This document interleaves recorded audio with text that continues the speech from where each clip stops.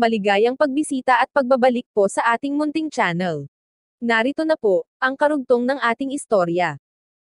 Ika-437 na kabanata, Desperadong Pakiusap. Lumingon si Debbie at nakita ang mga paparating. Ayaw niyang matapos ang araw niya kasama si Alex, ngunit naramdaman niyang may mahalagang nangyayari. Binalingan niya si Alex, hinalikan ito sa pisngi, at sinabing hanapin siya mamaya. Pagkatapos ay umalis siya. Pagkalayo ni Debbie, dumating ang tatlo kay Alex. Hiningal at halatang nagmamadali. Mr. Ambrose, panimula ni Ethan, pasensya na, pero wala na kaming ibang paraan. Pakiusap. May paghingi ng paumanhin sa mukha ni Celia. Lagi niyang naisip na si Alex ang pinakamahusay na tao para protektahan si Heidi. Hindi siya sang-ayon na si Gavin ang mag-takeover noon. Ngayon na nabigo si Gavin, nagawa pa nitong bumalik at magmakaawa para humingi ng tulong. Nahihiya si Celia habang naglalakad sa tabi nito. Alam ni Gavin ang bigat ng sitwasyon, pero hindi niya mapigil ang matawa sa itsura ni Alex sa kanyang uniforme. Isang krisis na buong lungsod ang apektado, sa isip niya. At humihingi kami ng tulong sa isang security guard sa universidad. Nakakatawa. Ngunit itinago niya ang kanyang pag-aaliw. Mr. Ambrose, bibigyan kita ng pagkakataon na makipagtrabaho sa amin, seryosong sabi ni Gavin.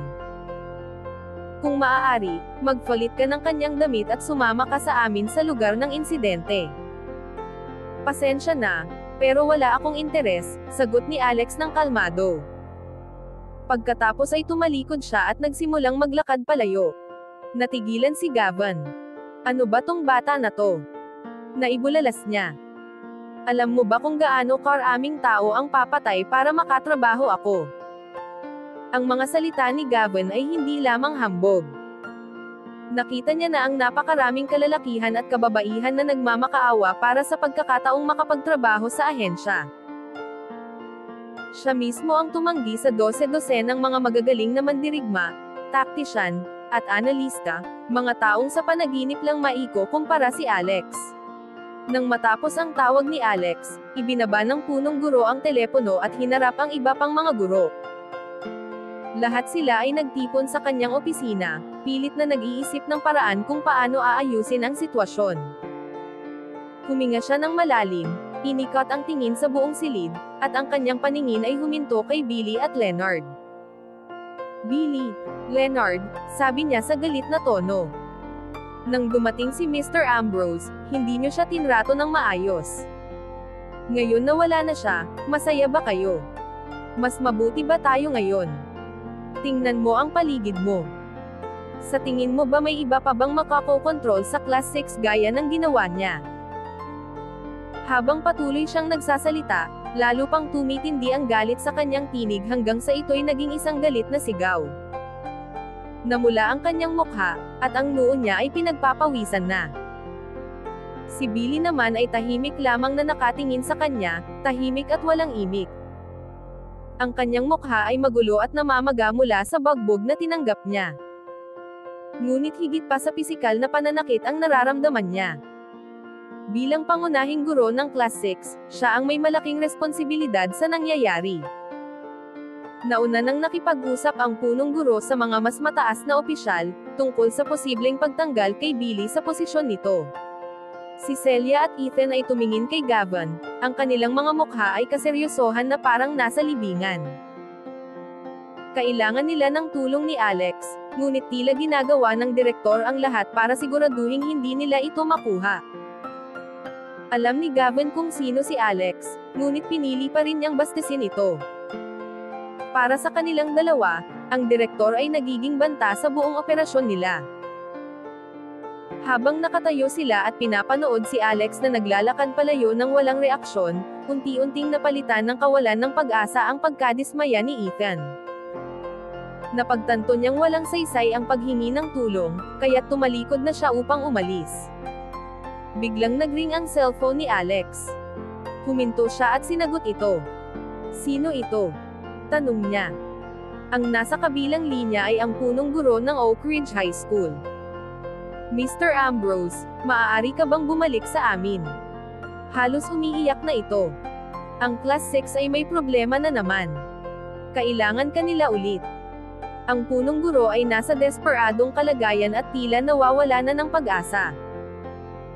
Si Lance ay naglagay ng pamperga sa pagkain ng cafeteria, at ang iba pang estudyante mula sa Class 6 ay binasag ang salamin sa pintuan ng opisina niya.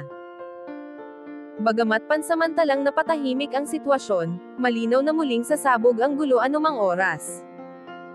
Ang balita tungkol kay Heidi ay nagdagdag pa ng bigat sa kanyang iniintindi. Pasensya na, abala ako, sagot ni Alex, sabay off ng cellphone. Nanlumo si Gavin habang naghihintay ng pagbabago ng isip ni Alex. Mr. Ambrose, huwag mo kaming talikuran, sigaw niya. Alam mo kung ano ang kahulugan ng oportunidad na ito para sa'yo. Nais ni Celia na sampalin si Gavin dahil sa sobrang kabobohan nito. Sa lahat ng paraan upang kumbansihin si Alex, tila lagi nitong pinipili ang pinakamasama. Huminto si Alex, tumalikod, at tumawa. Nilapitan niya ang direktor at walang pasabing sinampal ito sa mukha. Iyan ang tingin ko sa'yo at sa oportunidad mo, sabi ni Alex. Pinisil ni Gavin ang kanyang pisngi at tila hindi makapagsalita ng maayos. Hindi niya matanggap na basta na lamang siya sinaktan ng isang simpleng security guard. Ang pangyayaring ito ay labis na nakakabahala para kay Gavin. Nakapagpakalma ang punong guro ng kanyang sarili. Pagkatapos ay pinaalis niya ang mga guro at lumabas patungo sa kanyang sasakyan. Alam niya ang dapat gawin, personal niyang hihilingin kay Alex na bumalik. Wala nang oras na dapat aksayahin. Samantala, muling hinaplos ni Gavin ang kanyang pisngi, iniisip kung mag-iiwan ng pulang marka ang sampal ni Alex. Hindi pa rin siya makapaniwala sa nangyari.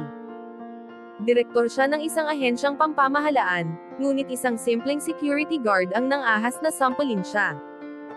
Lumapit si Ethan sa kanya. Direktor, pwede bang tigilan mo na ang pagiging tanga? Sabi nito. Alam mo kung bakit tayo narito. Sa susunod na mga ilangan ka ng tulong, sana mas mag-isip ka. Pagkasabi nito, tumalikod siya at umalis. Malakas na napabuntong hininga si Celia. Direktor, sabi niya, sana matuto ka mula rito. Baka ang pagtanggap ng sampal ang kailangan mo para magising. Mabibigo ang operasyon natin, at kasalanan mo ito. Nanginginig si Gavin sa galit. Ah, ganon, sabi niya. Napagdesisyonan niyo na pala akong gawing salarin. Dinala ka namin dito para kumbansihin si Mr. Ambrose, sagot ni Celia. Ginawa namin ang parte namin, ang natitira ay nasa kamay mo na. Punong-puno siya ng inis at tinitigan si Gavin na may halong pagkamuhi. Pagkatapos nito, tumalikod din siya at umalis. Iniwan siyang nag-iisa, nakatayo sa lugar na tila tuliro. Ngunit dahan-dahan, lumilinaw ang kanyang isipan. Kailangan niya ang tulong ni Alex, at nabigo siyang makuha ito. Napagtanto niyang nagkamali siya. Tama si Ethan, isa siyang hangal. Mabilis na nagmadali si Alex upang hanapin si Debbie, ngunit hindi niya ito makita kahit saan sa campus. Inisip niyang baka bumalik na ito sa dorm, ngunit bago pa siya makapunta roon, dumating ang punong guro ng Oak Ridge High School at tumakbo papunta sa kanya. Mr. Ambrose, pakiusap, makinig ka sa akin, desperado nitong sabi habang hinawakan siya upang pigilan. Nagkamali kami, lalo na si Billy. Nangako ako, paparusahan ko siya. Pakiusap, bumalik ka at ipagpatuloy ang pagtuturo. Wala na akong interes sa pagtuturo, kalmado ngunit matigas na sagot ni Alex. Gusto ko lang subukan. Nasubukan ko na, at hindi ko nagustuhan. Ayoko nang gawin ulit. Paulit-ulit na nakiusap ang punong guro ng ilang minuto upang mapalambot si Alex, ngunit hindi ito natinag. Nang mapagtanto niyang wala na talagang pag-asa, ibinaba niya ang kanyang mga braso, at malungkot na bumalik sa kanyang sasakyan. Nabigo ang desperado niyang pagsubok, at hindi na niya alam kung ano pa ang gagawin. Pagkaalis ng punong guro, nagring muli ang telepono ni Alex. Sa pagkakataong ito, isang text message ang natanggap niya.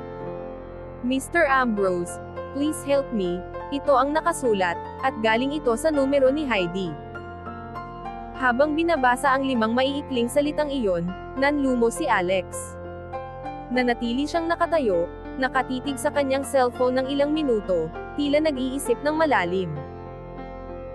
Pagkatapos ay itinabi niya ang kanyang cellphone, inayos ang kanyang damit, at mabilis na umalis ng campus. Ang punong guro at ang direktor ay nagdesisyong hindi magpakita ng anumang pagsisikap na tumulong. Trinato nila si Alex ng walang galang at ngayon ay humihingi ng pabor sa kanya na parang sila pa ang gumagawa ng kabutihan. Ayaw na niyang may kinalaman sa kanila o sa kanilang mga problema. Ngunit ang mensahe ni Heidi ang nagbago ng lahat. Ang iba ay bahala na sa kanilang sarili, ngunit si Heidi ay iba. Estudyante niya ito, at kailangan niya itong protektahan. Kailangang siguruhin ni Alex na makakauwi si Heidi ng ligtas. Hanggang dito na lamang po muna, at maraming salamat po sa pakikinig. Maaari po bang humingi ng suporta, para sa ating munting channel? Hanggang sa susunod po muli. Stay safe and God bless.